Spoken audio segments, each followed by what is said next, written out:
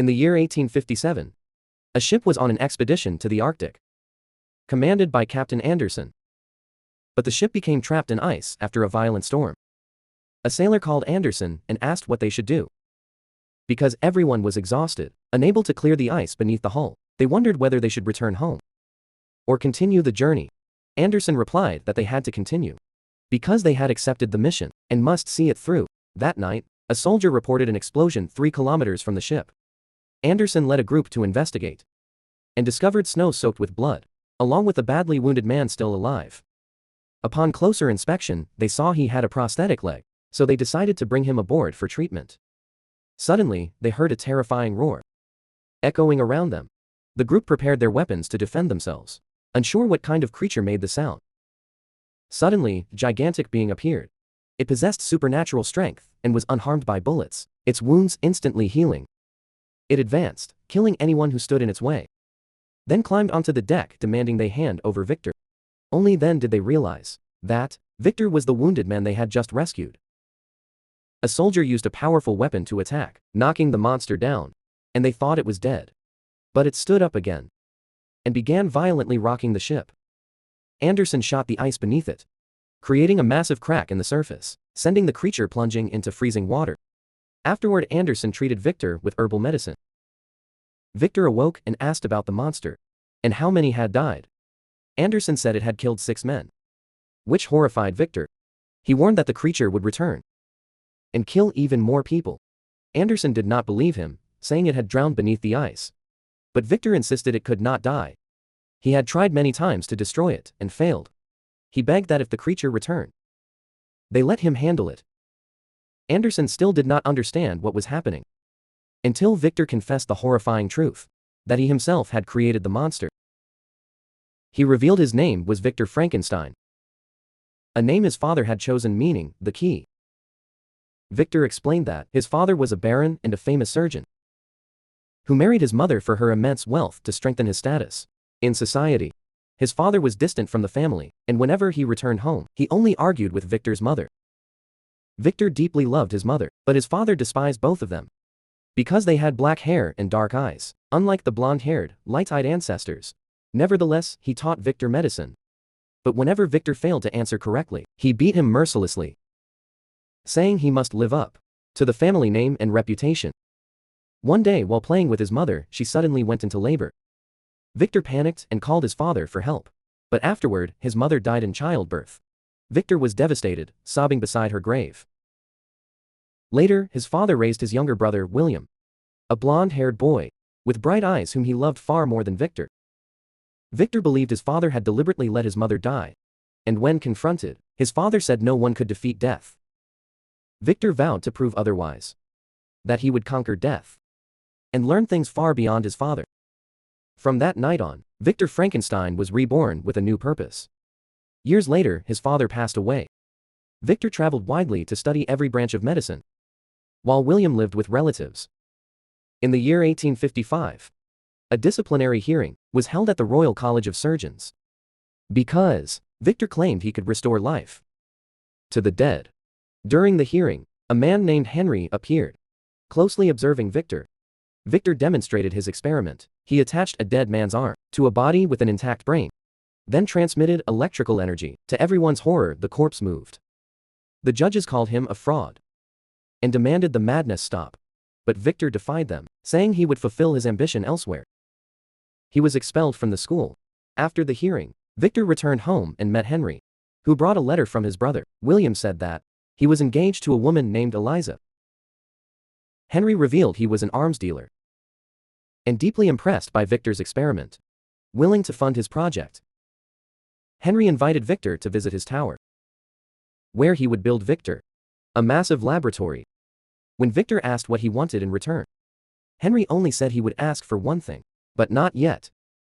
And that was the beginning of a tragedy called Frankenstein. William and his fiancée arrived. Victor ran out and embraced his brother, rejoicing after years apart. William introduced Eliza, the daughter of Henry's brother. During lunch, William brought up Victor's past trial, while Victor defended himself, trying to explain that science could revive people. Eliza laughed, making Victor ask why. Henrik then led William into his study, leaving Victor alone with Eliza. Eliza fiercely argued with Victor, saying such ideas were only believed by fools. After that, Victor went with William and Henry to see the abandoned tower that Henry planned to turn into a laboratory. Although the tower was cold and decayed, Victor strangely felt this was where his dream would become reality. True. Henry said that everything Victor needed would be fully provided. Victor was overjoyed and also asked William to help him build the laboratory. As work began, Henrik shook Victor's hand as a sign of approval, officially sealing their agreement. After that, we see Victor attend a public execution, choosing one of the condemned prisoners' bodies for his experiment. One day, Victor spotted Eliza on the street and curiously followed her to a church. He disguised himself as a priest and sat in the confessional, where Eliza confessed that she hated her fianki's brother. Victor heartbreakingly revealed his identity, then invited her to dinner to grow closer. During the meal, Victor asked about the books she had bought and guessed they were romantic novels, but Eliza surprised him by saying they were books on entomology, and revealed she loved science as well. Victor invited her to dance, and she accepted. Time passed. Victor supervised the completion of the laboratory, giving William detailed instructions before leaving. A few days later, he spent time with Eliza, catching butterflies with her and beginning to develop feelings, despite knowing she was his brother's fiancée. The next day, the laboratory was completed. Victor began attempting to revive a corpse by inserting numerous needles into the spinal cord, but the experiment failed. That evening, he attended a party where Eliza performed on the piano. When the party ended, Henrik reminded Victor that he was waiting for results and warned him not to let Eliza distract him. The next day, Eliza visited the laboratory, bringing the butterfly they had once caught, and noticing Victor's astonishing progress in his research. He seized the chance to confess that he felt a connection between them. But Eliza avoided the subject and left. Victor was alone and continued pondering how to make the experiment succeed. Suddenly, he repositioned the needles and the corpse twitched. Victor panicked and pulled them all out, cutting the power. A few days later, Victor wandered across a battlefield, selecting suitable corpses to harvest the most perfect parts, assembling a complete body with long limbs and powerful muscles. He planned to restore life through electrical energy, charging the nervous system to activate the heart and brain. When everything was ready, Victor placed the main power source near the heart and noticed a lightning storm approaching. The very moment he had hoped for. He intended to capture natural lightning to channel its immense energy into the dead body. Victor went to inform Henry, but discovered Henry behaving strangely, growing weaker and more despondent each day. Henry confessed the truth, that he was dying and wanted his brain transplanted into the new body Victor was creating. Victor was horrified and refused. He turned away to install the lightning rods, but Henrik chased him, threatening to throw him off the tower if he did not agree. And Henrik fell from a great height to the ground, dying instantly. Victor rushed over and saw Henrik's brain crushed, and had no choice but to continue the experiment. When lightning struck the creature's body, it began to smoke, but its heart did not beat. Victor collapsed into sleep in despair. But when he awoke, he was shocked to see the creature standing, staring straight at him. Victor froze and cautiously stepped closer, realizing it was not attacking, and even mimicked his movements. Victor introduced himself and taught it to pronounce his name, then brought it into a secret chamber in the tower, chaining it while he cut its hair. He noticed that the creature's wounds healed very quickly. Just then, William and Eliza arrived to visit. Victor hurried out to greet them, and when Eliza asked about Uncle Henry, Victor avoided the question. Henry had not visited him for some time, and William led Henry away to show him his accomplishments. At that moment, William handed him a letter from the medical court, saying they had sent it to his home. Meanwhile, Eliza heard strange noises from the creature and moved closer. She was horrified by its grotesque and terrifying appearance. She went to Victor to ask about its nature. Victor led them in and began explaining that he himself had created it. He said he had chained the creature only to ensure safety. William asked about its intelligence. Victor replied that it was stupid and understood nothing. But clearly, Eliza felt otherwise. That night, Eliza secretly returned to meet the creature. She stepped closer and told it her name, patiently teaching it bit by bit. Eventually, she taught it to pronounce her name.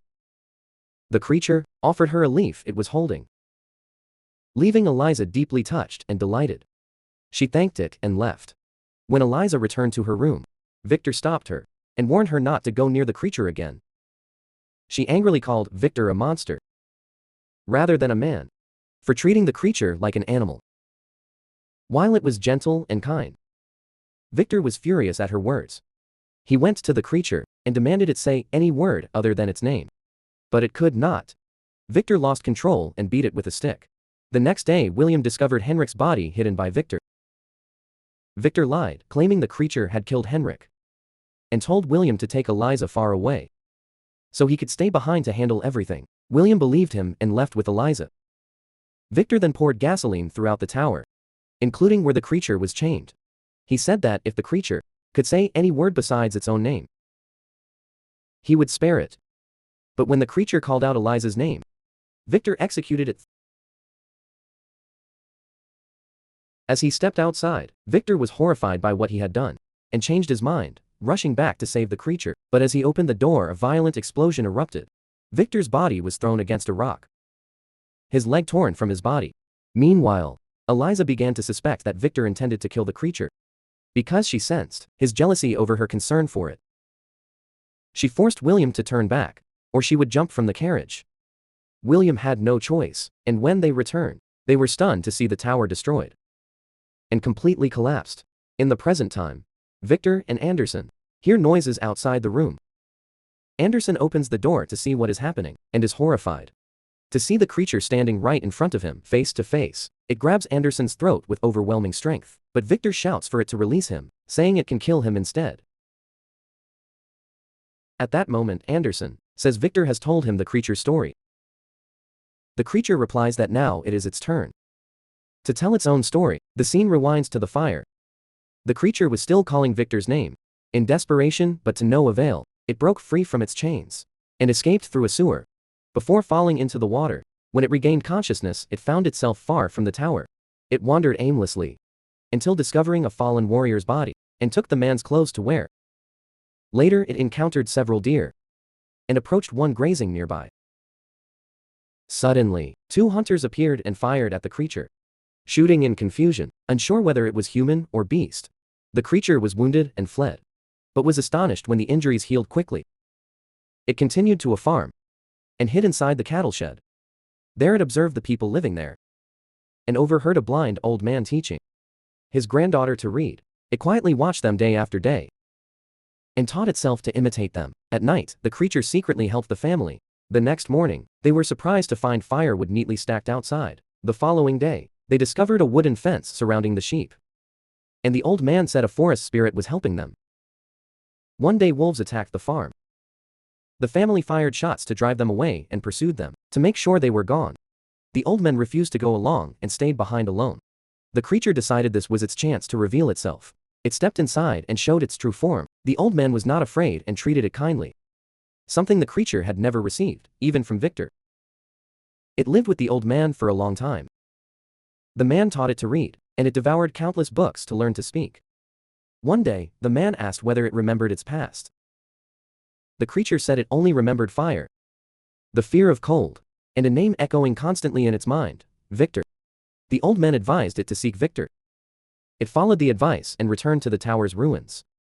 There, it found a letter addressed to Victor with his location and notes revealing the truth about its nature and origin. The revelation shocked it upon learning that Victor was the one who created it, and that it was unlike ordinary humans. So it returned to tell the old man. But upon arriving, it discovered wolves had stormed the farm and attacked the old man. It fought them and killed them all. Then realized the old man was dying, and grieved upon learning the truth, that it had been created from dead body parts. But the old man told it that it was no different from a human, and affirmed that it had been his loyal friend. Then he passed away. At that moment, the old man's family returned. When they saw the creature beside the body, they assumed it had killed him and shot at it, hitting its eye. The creature escaped without harming anyone. They continued chasing and firing repeatedly, thinking it was dead before leaving. Days later, the creature awakened, its wounds already healed.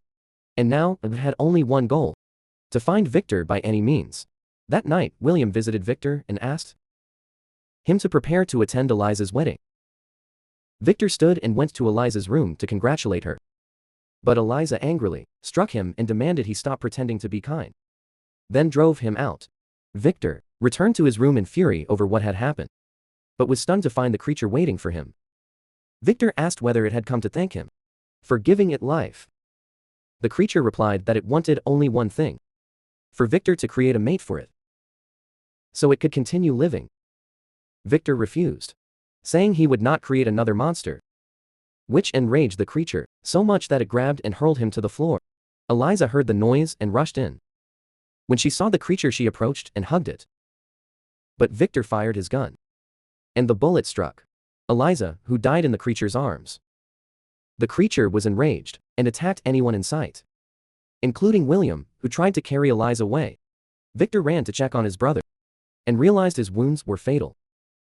He promised to save him, but William confessed he had always feared Victor, his ambition and obsession with controlling life. Before dying, William called Victor a monster. Victor resolved to hunt the creature to the end. One day, he saw the creature approaching his tent. Victor fired, but the creature caught him and dragged him outside. The creature held an explosive stick and demanded Victor light it, warning that if it died, it would return for revenge. 45100. The blast engulfed the entire area, but the creature survived and its wounds quickly healed. In the present, Victor is dying from his injuries. He holds the creature's hand and apologizes for all the terrible things he did to it, begging for forgiveness. The creature decides to spare him. Before dying, Victor asks it to say his name. Anderson cannot believe what he is witnessing, but feels sympathy for the creature, steps forward to stop the soldiers from attacking, and allows the creature to leave the ship peacefully. The creature pushes the ship free from the ice, saving everyone from months of grueling labor.